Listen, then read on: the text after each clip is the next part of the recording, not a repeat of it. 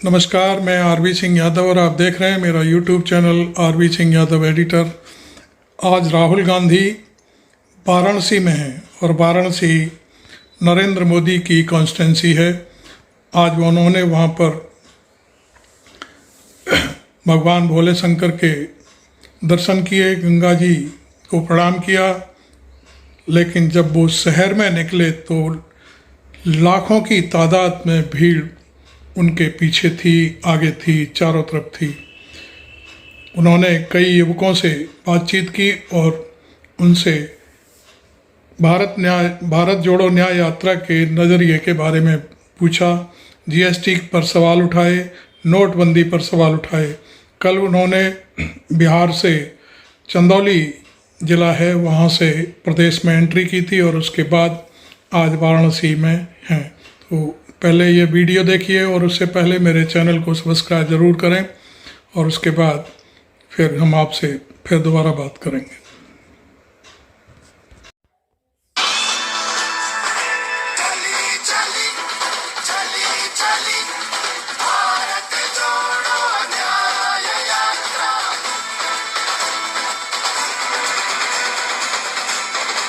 भारत जोड़ो न्याय यात्रा, पहुंचेंगे हम घर घर तक, न्याय का हक मिलने तक।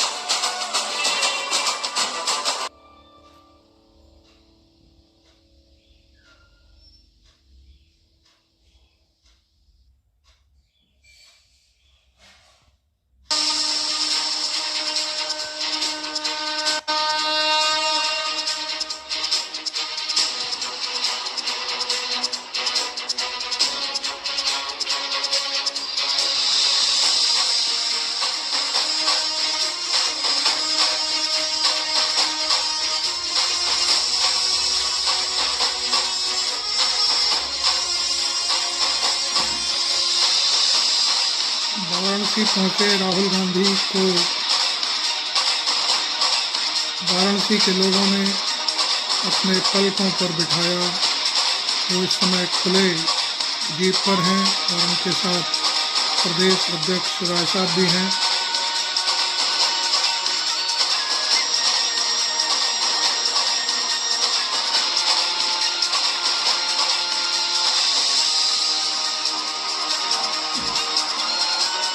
ये सुबह का दृश्य है। हर कोई बनारसी राहुल गांधी से हाथ मिलाना चाहता है, उन्हें छू कर देखना चाहता है।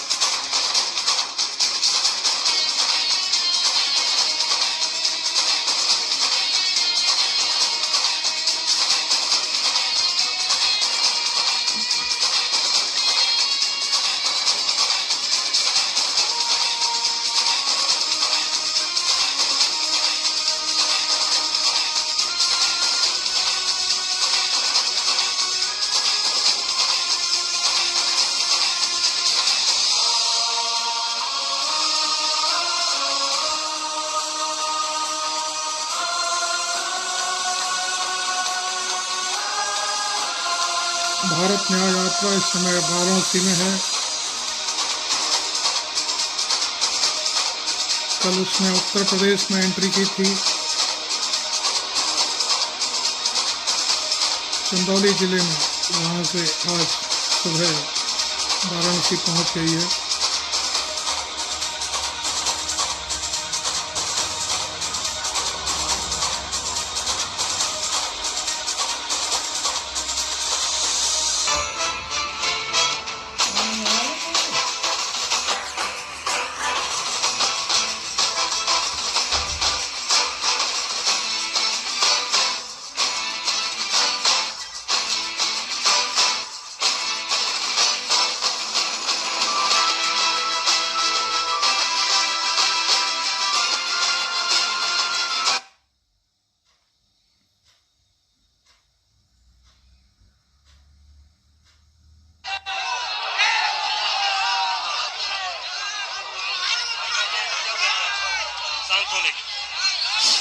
सभी अपने साथियों से आग्रह है, कृपया शांत हो जाएं।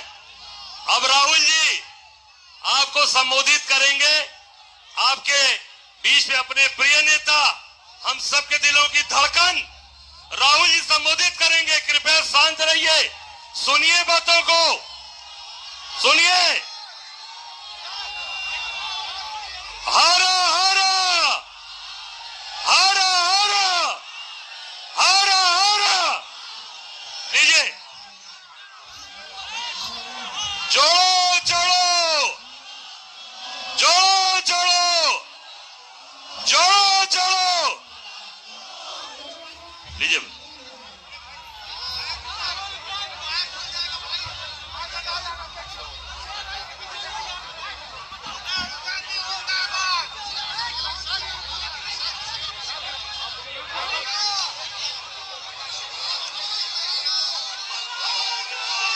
नमस्कार।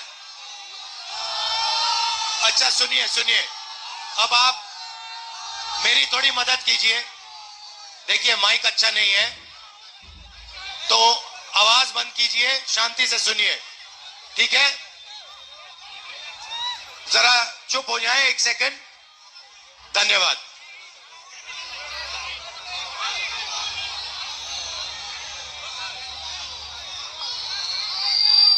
एक साल हुए मैं भारत जोड़ो यात्रा पे कन्याकुमारी से कश्मीर तक पैदल गया। 4000 किलोमीटर। भैया सीआरपीएफ वाले थोड़ा रिलैक्स करो भाई, शांत हो जाइए आप। भैया शांत हो जाइए प्लीज। तो 4000 किलोमीटर मैं पैदल चला, हजारों लोग हमारे साथ। इसको खींचो मत, हेलो, खींचो मत इसको। 4000 किलोमीटर हम चले, हजारों लोगों से मिला, और आपने देखा होगा कि लाखों लोग उस यात्रा पे चले। यात्रा में कोई गिरता था, धक्का लगता था, जैसे अभी लग रहा है, कोई गिरता था, एकदम भीड़ उसको उठा लेती थी, भीड़ उसकी रक्षा करती थी। किसान आए, मजदूर आए, व्यापारी, छोटे व्यापारी आए। मोदी सर डर था, उसके बारे में उन्होंने मुझसे अकेले मिलकर, क्योंकि होता क्या था, बड़ी सी भीड़ थी, भीड़ के बीच में मैं चल रहा था और मेरे चारों तरफ थोड़ी जगह होती थी, तो उसमें लोग आ जाते थे, जैसे आजकल हम यहां जीप में कर रहे हैं। तो आते थे और कहते थे, छोटे व्यापारी कहते थे, हमें डर लगता है,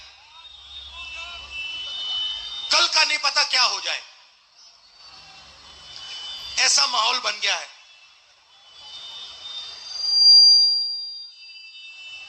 पूरी यात्रा में मैंने नफरत कहीं नहीं देखी। बीजेपी के लोग भी आते थे, आरएसएस के लोग आते थे, जैसे ही वो यात्रा में आ जाते थे वो प्यार से बोलते थे, देश मोहब्बत का देश है, ये देश नफरत का देश नहीं है। और ये देश जब भी मजबूत होता है, ये जब भी मजबूत होता है जब ये एक साथ मिलकर काम करता है। जैसे कोई भी परिवार में, आपका नाम क्या है? बलिया से प्रभात सिंह जी। अगर आपके परिवार में भाई भाई के बीच में लड़ाई हो जाती है तो परिवार मजबूत होता है, कमजोर होता है? बोलिए बोलिए। कमजोर होता है, कमजोर होता है। तो अगर देश में भाई भाई से लड़ जाए तो देश मजबूत होगा, कमजोर होगा? कमजोर होगा। तो सबसे बड़ी देशभक्ति क्या होती है? देश को एक साथ करना, एकजुट करना। तो देश को एक साथ करना, एकजुट करना, जोड़ना ही इस देश की देशभक्ति है। और सुनिए, देखिए, अजीब सी बात थी इस देश की। मैं आपको शक्ति बताना चाहता हूं। जैसे अभी मैं यहां आया, मंदिर में मैंने मत्था टेका, गंगा जी का प्रणाम करने आया हूं मैं। उसके सामने, गंगा जी के सामने, मैं यहां अहंकार से नहीं आया हूं। मैं सिर झुका के, सिर नीचे झुका के, ऐसे मैं गंगा जी के सामने आया हूं। वैसे ही जब मैं भारत जोड़ो यात्रा में चल रहा था, मैं सिर झुका के जो भी मेरे सामने आता था, मैंने अपनी टीम को कह दिया, आप इनसे पूछिए। भारत जोड़ो यात्रा से पहले इन्होंने मुझे पूछा, राहुल जी हमें करना क्या है? मैंने उनको कहा, देखो, यात्रा में बहुत सारे लोग मुझे मिलने आएंगे, गरीब लोग आएंगे, अमीर लोग आएंगे, सब के सब लोग आएंगे, सब बोलेंगे। जो भी आएगा उसे ऐसा लगना चाहिए कि मैं अपने घर आया हूं, अपने भाई से मिलने आया हूं, और प्यार से उसको अंदर, उसकी मुलाकात होनी चाहिए और प्यार से वो बाहर जाए। तो जब हम ये कर रहे थे, सुनिए, भाई शांत हो जाए, जब हम ये कर रहे थे, अरे भाई आ रहा हूं, नाम क्या है तुम्हारा? हाँ, राहुल है नाम तुम्हारा? नाम राहुल है? आ जाओ, ऊपर आ जाओ, आ जाओ ऊपर आ जाओ राहुल। तो जब हम चल रहे थे, हमें कोई थकान ही नहीं हुई। सुबह 6 बजे शुरू, शाम के 7 बजे खत्म होती थी, 12 घंटे चलते थे, कोई थकान नहीं। क्यों? क्योंकि देश की शक्ति हमारे साथ उस यात्रा में थी। क्या नाम है तुम्हारा? नाम क्या है तुम्हारा? यहां बैठ जाओ, आ जाओ, ऊपर आ जाओ। अरे आ जाओ भाई, बैग तो छीनेंगे वो, उनको भी अपना काम करना है। यहां बैठ जाओ। अब देखो, ये अब एक राहुल दूसरे राहुल से बात करेगा। अब देखो, देश में जो नफरत फैल रही है उसका मैं आपको कारण दिखाता हूं। राहुल, आप कितने समय से रोजगार ढूंढ रहे हो? सर, हम 2018 में इंटर का एग्जाम दिए हैं। मगध यूनिवर्सिटी में 5 साल में 3 साल का ग्रेजुएशन 5 साल में करवाया, अभी तक भटक रहा हूं। और यूपी पुलिस का एग्जाम देने आया हूं। यूपी में 65 लाख यहाँ का फॉर्म गया है, सीट है मात्र 60,000।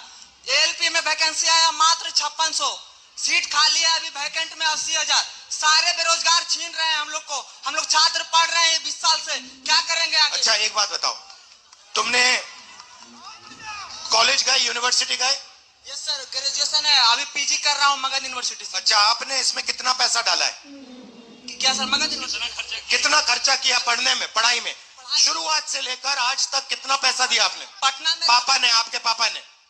शुरुआत से तो काउंट ही नहीं कर सकते हैं सर। 5 साल से तो पटना में रह रहे हैं। मगर कितना? 5,000 लगता है वहाँ सिर्फ रहने खाने में, कोचिंग छोड़कर। तो कितने रुपए लगा दिए आपने इसमें? बहुत क्या 5 से 10 लाख रुपए ऐसे एक भाई है, हम तो ऐसे ऐसे हमारे जैसे कितने लोग हैं, एक अगर हम एक ही भाई थोड़ी है ना सर, घर में बहुत सारे लोग पढ़ने वाले रहते हैं। तो आपने 2-3 लाख रुपए तो लगा दिए होंगे इसमें। उससे ज्यादा, उससे 5 गुना ज्यादा 10 लाख रुपए लगा दिए होंगे। हम आराम से अभी बचपन से आराम से हो गया। तो आपने 10 लाख रुपए रोजगार पाने के लिए लगाए थे। Yes sir. और अब आपको पता लगा कि 10 लाख रुपए प्राइवेट कॉलेजेस ने, यूनिवर्सिटी ने आपकी जेब से निकाल लिए और रोजगार नहीं मिल रहा है। नहीं मिल रहा है। नहीं मिल रहा। आपको क्या लगता है कितने सालों में मिलेगा आपको रोजगार? एक दिल की बात बताना चाहता हूं सर, जैसे पहले आज के 1 से 2 साल पहले आपके भारत न्याय जोड़ो के यात्रा के पहले कांग्रेस को लोग विलुप्त मान चुका था। आपने, हम कांग्रेस के कार्यकर्ता नहीं हूँ, मैं इस देश का छात्र हूँ, तो उस देश के नाते बोलना चाहता हूँ। आज के 1 से 2 साल पहले कांग्रेस को लोग हल्के में ले रहे थे क्योंकि बीजेपी का मुकाबला नहीं कर सकता था, लेकिन उसके बाद जैसे आपकी भारत जोड़ो की यात्रा स्टार्ट हुई है, लोग आपको मैच्योरिटी से, गंभीरता से लेते हैं। नहीं सुनो, वो सब ठीक है, मगर अभी हम बेरोजगारी की बात कर रहे हैं। हाँ, तो आपसे उम्मीद, पूरा बात सुनिए ना सर, आपसे पूरा लोगों को उम्मीद है, बिहार के पूरा लोगों को उम्मीद है आपसे। हम जहां तक हम सुन के पाते हैं आपसे इस बार के इलेक्शन में पूरा उम्मीद है और चाहते हैं नरेंद्र मोदी की सरकार बदले और छात्र बेरोजगारों को हित। अच्छा, अब एक बात बताओ, आपको नोटबंदी से फायदा हुआ? नहीं सर, कोई फायदा नहीं हुआ। नोटबंदी से क्या फायदा होगा हमें? अच्छा, थैंक यू ब्रदर, धन्यवाद। अच्छा, नोटबंदी से यहाँ किसी को फायदा हुआ? बैग सर दिलवा दीजिए, करे बैग मिल जाएगा, बैग मिल जाएगा, अभी देंगे। ठीक। तो देश में 2 सबसे बड़े मुद्दे हैं। कौन से मुद्दे हैं?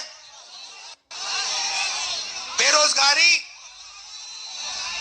और दूसरा बेरोजगारी, और अब जहां भी देखो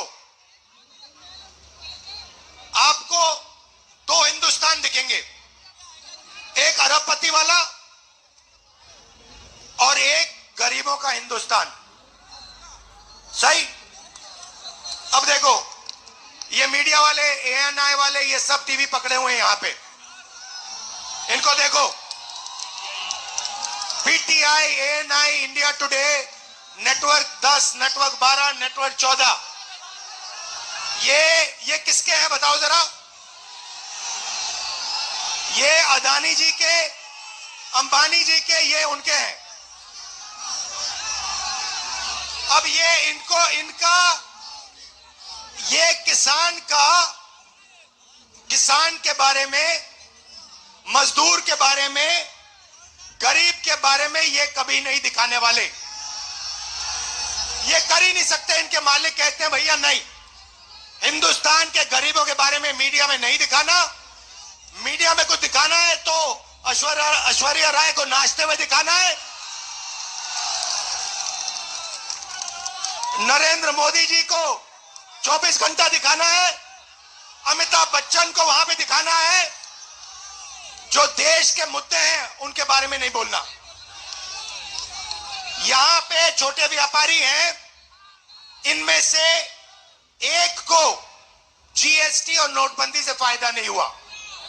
यहां एक नहीं है जिनको नोटबंदी और GST से फायदा हुआ, मगर नोटबंदी और GST और जो इनको कष्ट उठाना पड़ रहा है, इसके बारे में मीडिया में, ANI में आपको कभी नहीं दिखाई देगा। हो ही नहीं सकता। इस देश में अदानी जी को एयरपोर्ट, हवाई जहाज, एयरलाइन, सारा का सारा एक के बाद एक पकड़ाया जाएगा। GST आप दोगे, GST देश का गरीब व्यक्ति देगा। भाई आपका नाम क्या है? मीडिया के हो, क्या नाम है आपका? ये आपने जो ये टी-शर्ट पहनी है, कितने के लिए आपने? 1100 रुपए की। इसमें आपने GST कितनी डाली? 18% लगी। 1100 में से 18% आपने GST दी। अब अगर आपके मालिक जो अरबपति हैं, अगर वो यही शर्ट खरीदते तो वो कितनी GST देते? लाखों में देते।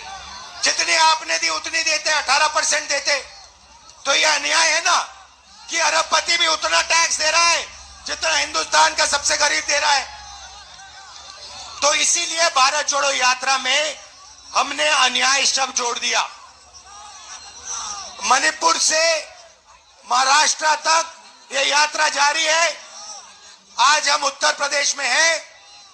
आपने इतनी शक्ति हमें दी, इतनी मोहब्बत दी, इसके लिए दिल से आपका धन्यवाद करना चाहता हूं। आप सबका बहुत बहुत धन्यवाद। नमस्कार, जय हिंद। आपको राहुल गांधी का वाराणसी में आज का दौरा कैसा लगा? भीड़ आपने देखी, आपको क्या महसूस होता है? क्या जनता जनार्दन राहुल गांधी के पीछे आ रही है? आप हमें ज़रूर लिखें। Thank you very much. मैं आरवी सिंह यादव।